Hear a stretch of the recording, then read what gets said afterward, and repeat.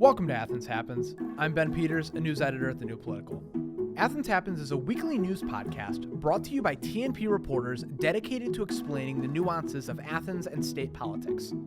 You can find new episodes every Friday at thenewpolitical.com, iTunes, Spotify, YouTube, SoundCloud, or wherever else podcasts can be downloaded. This week, the show is entirely dedicated to discussing this past week's election in Athens. Coming up, we'll have three TNP staffers who covered election results Tuesday night talking about the specifics of the Athens mayoral and city council elections. A bit dedicated to the 7 ballot initiatives presented to voters, and TNP opinion writers who will share their thoughts on the results. I'm joined now by staff writers Nolan Kramer, Emily Krebs, and Emily Zeiler to discuss the results of the Athens mayoral and at-large city council elections. How are the three of you? Fantastic. I'm doing good, Ben. Doing well. Excellent. So we're going to go in. We're just going to go through the results first, and then we'll go into a little bit more about you guys being out on Court Street, talking to candidates, and Nolan getting results. So what positions were up for election this fall? So there was a contested election for mayor and 3 at-large city council positions. Mm-hmm. There was uncontested elections for the president of city council, auditor of the city of Athens, director of law, and 4 member city council ward positions. Can we go through some of these results? Who won, who lost? Okay. So Steve Patterson won for mayor against Damon Krane, and Nolan has some of the more percentages. Yeah, so Patterson ended up taking just over 75% of the vote, 75.62%, compared to Krane, who took just under 21%. So it really wasn't super close. Yeah. But the difference between votes in that race would be Patterson had just under 2,100 and Krane just shy of 600. Yeah, not very close at all. No, not really.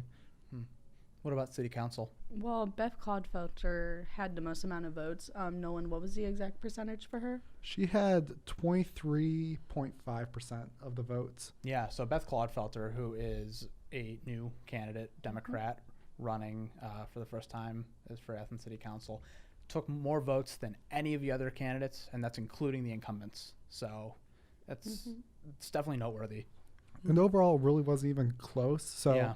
The next candidate that got the second highest number of votes would have been Sarah Grace. And the difference between Grace and Clodfelter was almost 500 votes. Yeah, Sarah Grace, an incumbent city council member who's been on the council for several years now. Correct.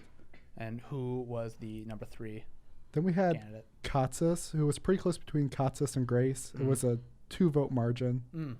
So it was 17.71% to 17.69%.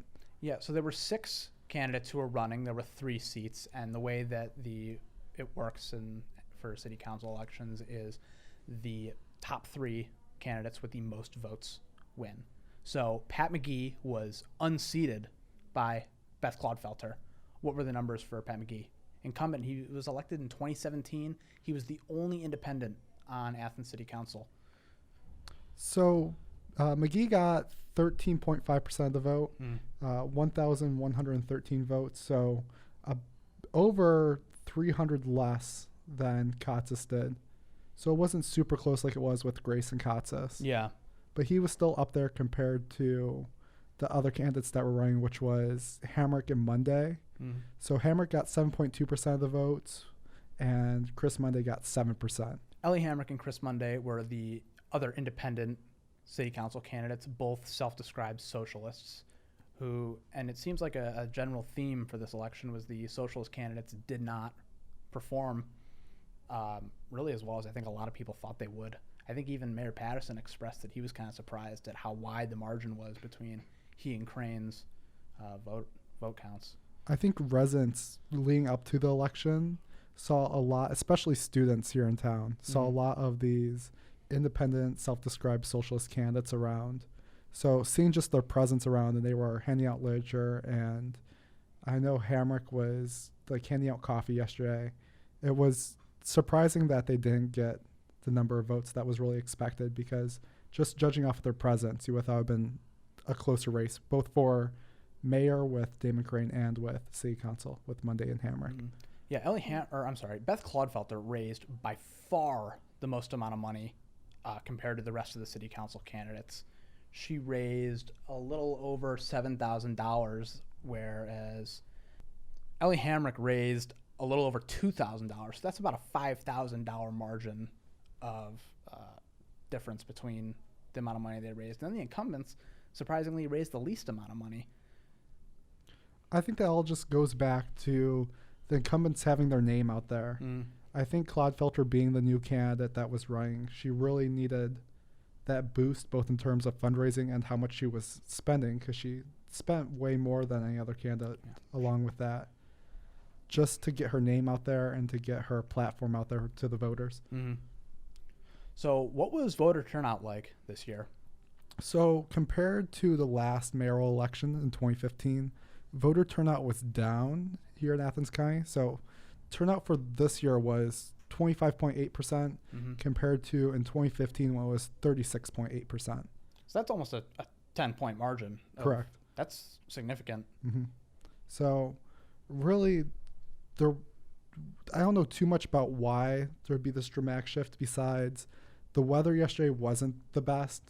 I mean, we're starting to get into winter here in Athens, and just kind of the rainy, gloomy weather just might not got people to turn out. And same thing with students. When I talked to some students that were walking past the Board of Elections last night, asking if they voted, there was very few students who said that they had voted. And if they did vote, they weren't voting here in Athens. They were absentee voting back home. Did anybody tell you why, other than for not being registered in Athens, did anybody say why they might not have voted? They would all just kind of use excuses like class or work, but no really definitive, solid answers for why they didn't vote. Yeah, what was it like last night out at the Board of Elections as these results were coming in? So the Board of Elections being right in the heart of Uptown, it kind of makes it unique because the way that works is all the ballots come from these polling locations. Yeah, all the different precincts. Correct, and cars with a couple election polling workers.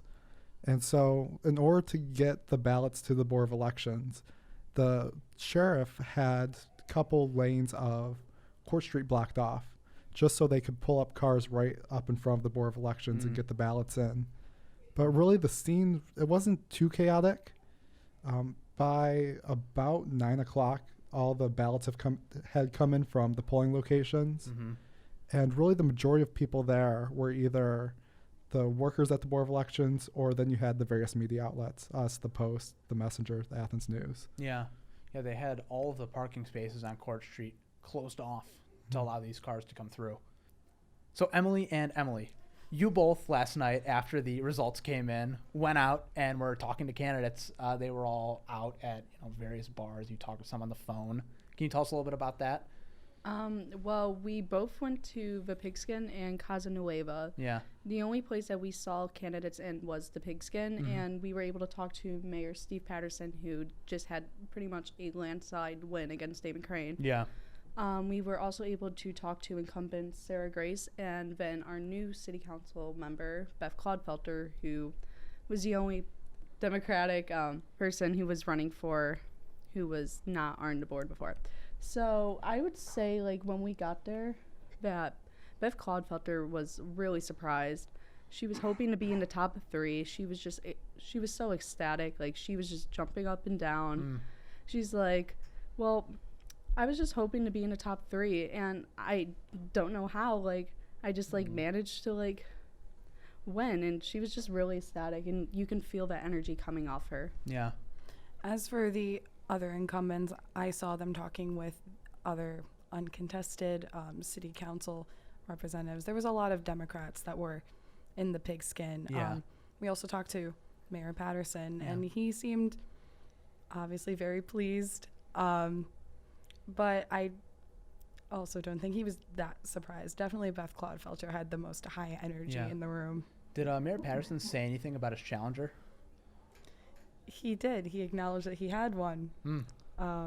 Which is something that he really, in a lot of these forums, wouldn't do. He would just completely ignore Damon Krane anytime Damon Krane levied any criticisms against him. So what did he say anything else about Damon?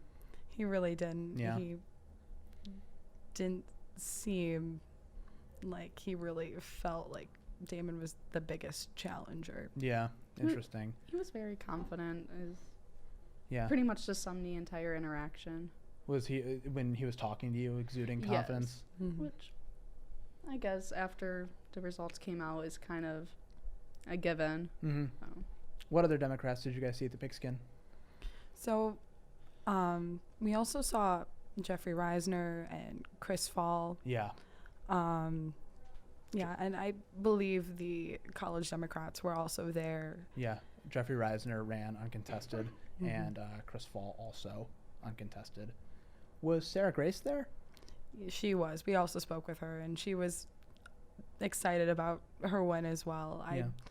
Again, as an incumbent, she didn't have the same energy as Beth Clodfelter, who definitely was more surprised, but she was definitely very pleased with her win as well. Interesting. So you guys talked to some other candidates on the phone. Pat McGee, who again was unseated by Beth Clodfelter. What did he have to say? Well, Pat, he was a little sad because, he was an incumbent. Yeah. But at the same time, he wasn't really surprised because he acknowledged that the Dems really tried hard pushing all of the candidates forward. Yes, a lot during of money. this election. A lot of money was spent on the Democrats. He just really hopes that he wishes them the best of luck during this upcoming season, pretty much. Did he, say anything, give any, last words? Because this really is the end of, unless he decides to run again, this is the end of Pat McGee's career. He just retired from the Center for Student Legal Services last year, ending his law career, and now that he'll be off the city council at the end of this year, he will be in full retirement. He was a supporter of Beth, even though she did unsee him. Yeah. He did wish her the best of luck, and he expressed hope that there would be more discussion on city council because now it's democratically controlled. Yeah, the council is now entirely controlled by Democrats now that the only independent's gone and none of the other independent challengers won. Did any of the candidates say anything about that? Did they acknowledge the fact that now this is a homogenous body? They really didn't, but like we said in the Pigskin, you can see they were all really supporting each other. Pete Consis, did you get a hold of him? We did. He is a Democrat. We did not see him at the Pigskin, but he seemed very nonchalant, pleased with his win, but not an incumbent. Yeah. And he's excited to be continuing to serve the community. He actually expressed to me in an earlier interview that he doesn't really like the election process. So why not? He didn't really clarify for that. But in interviews I've had with him, he really likes serving the community and talking about the community. So in a personal interview, he's not as much. Okay, I see. And then we had independents Chris Monday and Ellie Hamrick, both independent socialist, self-described socialist candidates. Were you guys able to get a hold of them, get comment from them? We tried calling Ellie Hamrick last night, and she wasn't answering the phone, so we sadly couldn't get a comment from her. I reached out to Chris Monday, and I didn't hear back from him. Interesting. And both of them also lost their respective races. Is there anything else you guys want to add? As I interviewed Beth Clodfelter a couple weeks ago, and when I was talking to her, I just noticed that she was reiterating the fact that she really fell in love quickly with the Athens community after she moved back here because she was born in Athens, and she really cares about the community, and she tries everything she can to make it safer around here, and she had multiple safety initiatives, so I'm really excited to see what she's going to do these next couple of years. Personally, being out on Court Street and looking at how the public was really receiving the election, we had 4 contested positions, and when we were actually going into CASA, someone asked us oh, why are you out? And they're oh, the election, that's right. So you can kind of see how the community wasn't, obviously with the voter turnout, engaged. Yeah. With these students, do you know? I would say they're young adults, not students, though. Okay. Interesting. I witnessed some similar comments When I was outside the Board of Elections, people were wondering why Court Street was blocked off. And it wasn't until they walked past the Board of Elections and saw everybody there that they're like, oh, there must have been an election today. Yeah. In our story, Cole Barron's managing editor could not be here this afternoon, but he got a hold of Damon Krane last night after the results came in, and he asked Krane, why do you think essentially you lost by so much? And Krane attributed it to low voter turnout. He says that, 10 points lower than it was in 2015. People just aren't coming out to vote for us. And he really hammered that home when he was talking to Cole, just saying, yep, we lost because of low voter turnout. I don't think that's the last we'll see of Damon Krane. Thank you all so much for coming on. We really appreciate you. Thank you for having us. Thank you, Ben. Thank you. See you guys. After the ad break, Zach Zimmerman will be on to talk about the results of the ballot initiatives. Hello, everyone. I'm Maggie Prosser, editor-in-chief here at The New Political. Each and every day, I work alongside reporters, editors, producers, and managers who put their heart and soul into the journalism we produce. Here at TNP, we have the honor to tell the stories of the residents of this small town we call home. We're looking for local businesses and other ventures to help us continue funding for our independent journalism, including the podcast you're listening to right now. TNP would love to advertise for you through our website, our biannual magazine, or right here on Athens Happens. If interested, please send an inquiry email to execedit@thenewpolitical.com for more details. We hope working together can support both your initiative and fuel TNP's strong, reliable, and essential journalism here in Athens.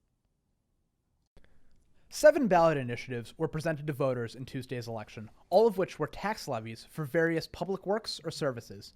I'm joined by staff writer Zach Zimmerman to discuss the results of these ballot initiatives and the effects each will have on the Athens community. How are you, Zach? I am great. How are you, Ben? I'm all right. It was a long night last night. It really was. Yeah. So, which of these ballot initiatives passed and which failed? So, of the 7 initiatives, 6 of them passed. Those 6 being for funding for the public libraries, childcare in Athens County, treatment of patients with tuberculosis, maintenance and operation of emergency medical services here in Athens County, Athens City Health Department, maintaining facilities and special services for senior citizens, and the one that did not pass was a new sales tax that would have gone towards funding for criminal justice services, operating the 911 emergency system here, and funding for the county government here. And that one failed by a very narrow margin. Yes, correct? I believe it failed by 2 or 3% in that range. So Tax Levy 20, which was a proposed tax to go toward the operation of 911 and criminal administrative office services, failed at a 46.14 to 49.68. So that is a 4-point margin that failed by. The rest of them passed pretty handedly. Yes, the rest of them passed by a very wide margin, and of the ones that passed, they were all for millage rate taxes. They all had to do with some type of issue that could be viewed as important. So it is not surprising that of the 7 initiatives, the only one that did not pass was the sales tax. Yeah. So a millage rate, can you explain what that is? It is basically a property tax. So if you are reading it on the ballot, it will pop up as 0.2 mils, which will mean a 2-cent tax for every $100, I believe. Of property value? Of property value, yes. So it is a very small amount. Now, with that being said, 7 initiatives on one ballot is a lot compared to how many there normally would be. How many were there last year? To my knowledge, I believe there was only like 2 or 3. Debbie Quivy told me that 7 is a lot. There normally would only be like 2 or 3. Debbie Quivy, the director of the Athens County Board of Elections, did she indicate why that was? She did not. A lot of these were simply replacements, and they have been in place for some time now. Okay. Some of them for 5 years, some of them for almost 20 years. I think given some of them were in need of being replaced, and there were a couple new issues, certain areas that needed more funding. You get this weird circumstance where the voter is hit with 7 initiatives all at once. And of course, this is county-wide. So.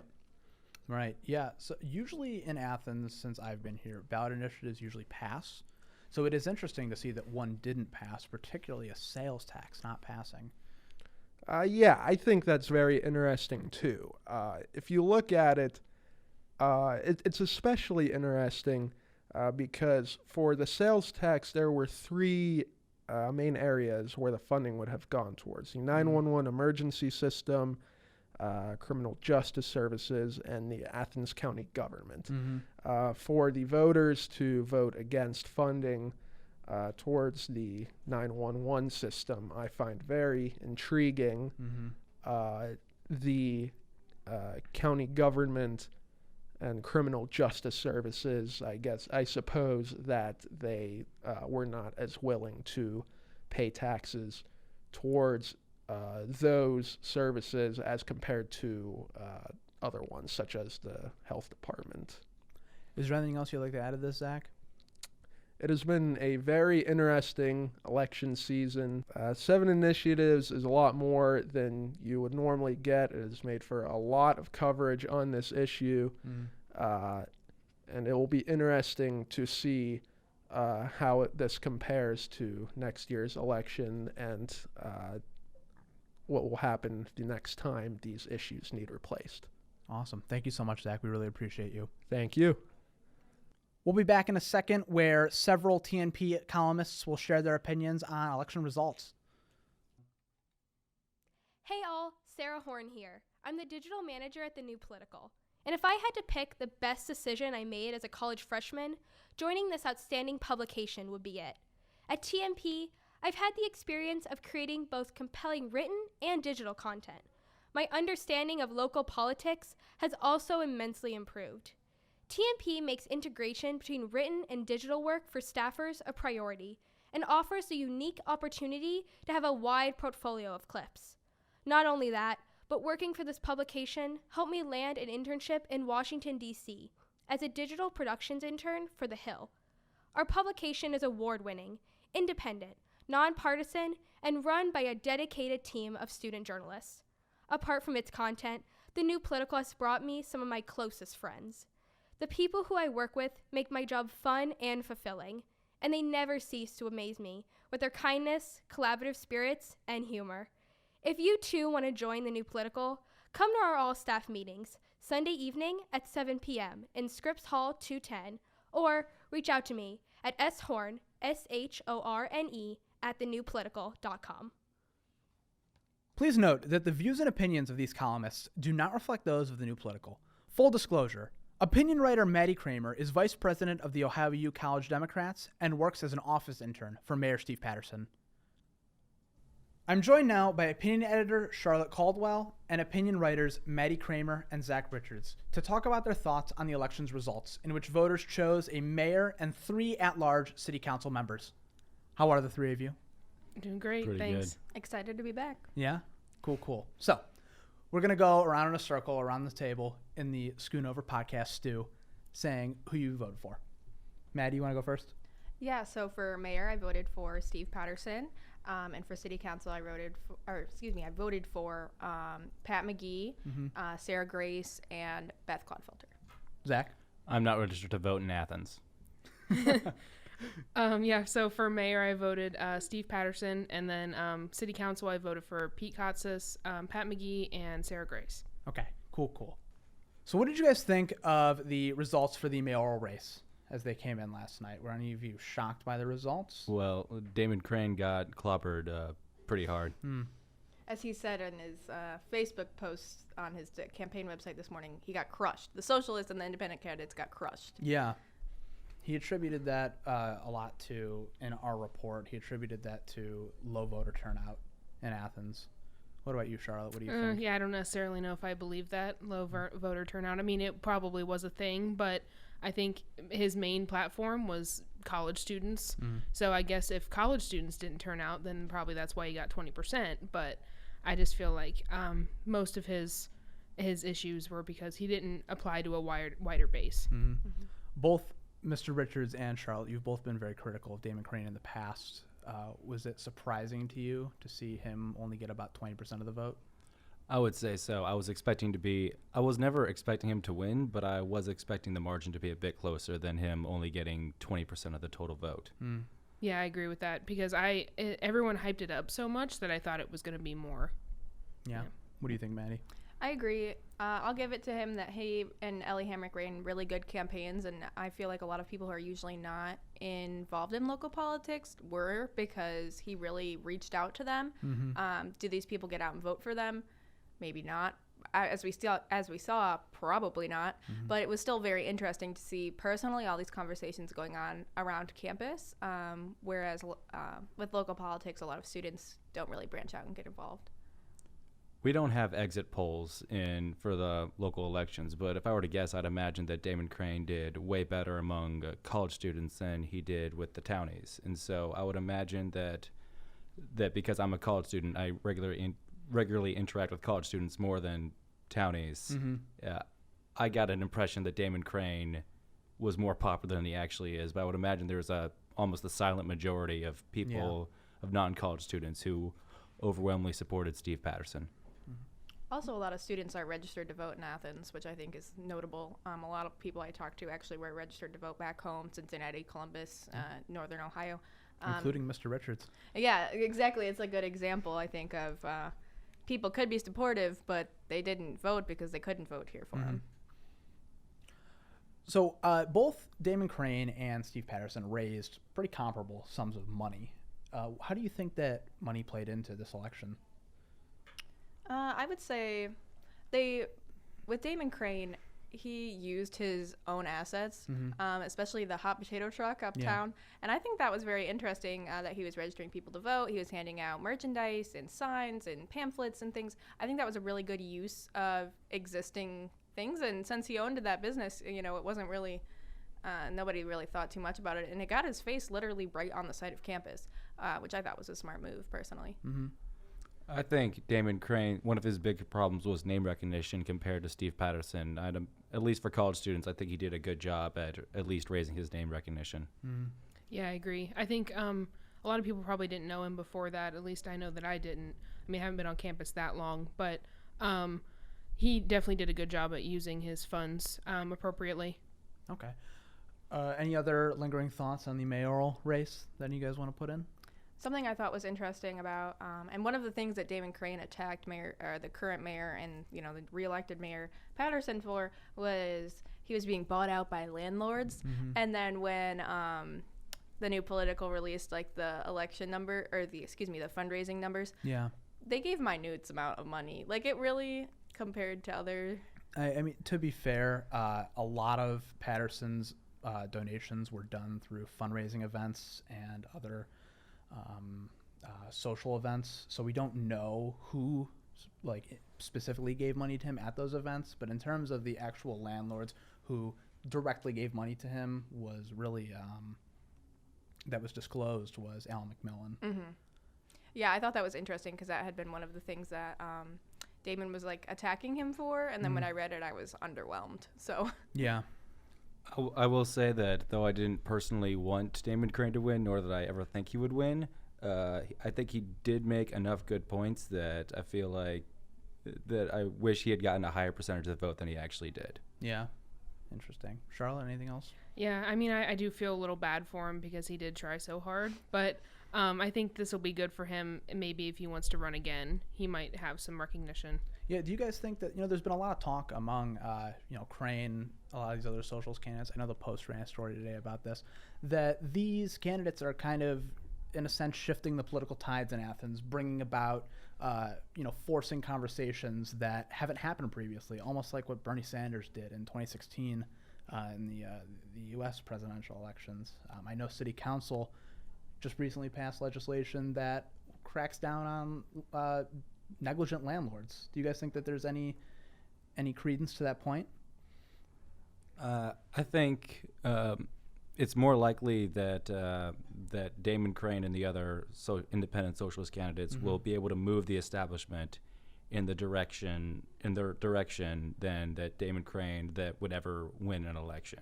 And so I think just getting the city council to crack down on negligent landlords was, I think, an accomplishment he can point to. Yeah, it's definitely not. I don't think it's like the socialists' time yet. Like I said in a couple weeks ago in my opinion article, like it's not the socialist takeover yet, but maybe in the future they'll have enough ground to stand on to take it over.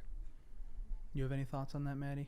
I mean, I agree with all of that, and I feel like it shows as community members pushing towards, like being involved in local politics is important, and you can create change. There's people that go to city council meetings every week to speak their mind, and I am hoping that the socialists, so Ellie Hamrick, Chris Monday, and Damon Krane continue to kind of work as community members and activists that they like to say that they are, and continue trying to create change in Athens. Okay. Up next, city council candidates. There were 6 who ran for at-large positions. The top 3 candidates with the most votes are the ones who won. Notably, Beth Clodfelter, Democrat, unseated, independent Pat McGee, who's been on the council now for 2 years. What do you guys think about this? Yeah, I wrote an article 2-3 weeks ago talking about how Beth Clodfelter is a really great candidate for city council, and I was very excited to see that she won with the most amount of votes. She won with 23% last night. So that was awesome for somebody who was just coming into politics and was really just a really active community member. Like, she embodies a lot of what Athens is, and I was excited. However, I was sad to see Pat McGee go, but I'm hoping that he can have a happy long retirement now that he's done with student legal services as well. I know he shared some, kind of sad things and sad quotes to kind of hurt some students' hearts to see him go, but I'm glad that he'll be able to properly enjoy a full retirement. Fans of Athens Happens may or may not get an exclusive interview with Pat McGee in the coming weeks. We're in conversation with him to do that. So Beth Clodfelter earned more votes than any other city council candidate, including the incumbents. And I think a lot of that can be chalked up to her fundraising that she did. She raised a lot of money, much more than the other candidates. What do you think about that, all of you? Yeah, I mean, it shows how passionate she was about it. Like, that's really surprising that she just comes in and like sweeps the whole election. But yeah, I think she's going to be a good candidate just by her or going to be a good person for the city council just by her candidacy. Yeah, I agree. And seeing she went door to door and talking to people, and I was out getting groceries on election day and driving around Athens and seeing all of the signs. I told her that last night. I was really excited and had a positive mood all day because she did really get that grassroots support that she needed, and it's very awesome to see. Just if you work hard, it pays off. Yeah. So the Democrats swept city council. It is now entirely controlled by Democrats, or will be in the coming year once the new body takes place. And a lot of people are questioning, particularly Pat McGee. He's upset that there's not essentially a dissenting voice on the council anymore. Do you guys have any thoughts on that, on a homogenous body? Well, a lot of the people in the at-large districts just ran unopposed. Yeah. And so that's a large reason why why it's now swept by the Democrats. And I think we did lose something valuable with Pat McGee losing re-election. He was the first city council member I ever knew about when I first came to Athens, and it's sad to see him go. Why do you think he was the first one you ever knew about? It was through Student Legal Services. Okay. And then I remember the first time I ever covered a city council meeting, he was just the big guy with the beard, and he stood out to me a bit. Okay. We've Yeah. talked. Oh, sorry. I was gonna say, he stood out to me too, like the first one, because he was always the dissenting voice. Like he was always like, they would say something about like an ordinance, and then he would say, well, what about this? Like we need to think about some of these options, some of these other options. So he was always like the person who brought up the dissenting opinion. Yeah. We've talked very little about the two independent, self-described socialist candidates, Chris Monday and Ellie Hamrick. What did you guys think of their campaigns? Yeah, so I think it's notable of Ellie that she gained more votes than Damon Krane. Yeah. About 20 more votes. And I think because she talked more than about tenants issues, like when people talked to her, she did talk about some lords smackdown. But I think something that resonated with a lot of people, especially some of my fellow college Dems, is that she was a queer woman. And I know some people that really resonated with them. And she talked about that as well as being a grad student and working at CASA. You know, like she made herself very relatable, which was very interesting to me. And I think that's why she got those 20 more votes than him, even though she did describe herself as a revolutionary socialist, which Damon described himself as a democratic socialist. Right. So arguably more leftist, more Right. extreme. And I was a fan of her for a little bit, you know, but the thing about like disarming the police, I know that also got a lot of people too. So it was kind of like a double-edged sword, I think. But she really did speak her mind, and I really appreciated that for like a very strong woman presence. Yeah, I agree with that. I definitely was turned off by the whole disarming the police thing. That kind of made me a little scared. I was like, I don't know how to feel about that. But other than that, she sounded like she was a very passionate person.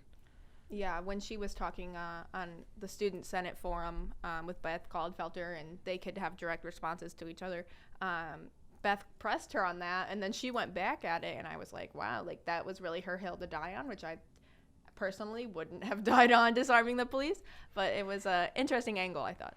I think one of her flaws was that she was the one who was trying to bring international issues like Israel and Palestine to a local election. I would just, regardless what your view is on that, it's probably best to steer clear of that kind of stuff.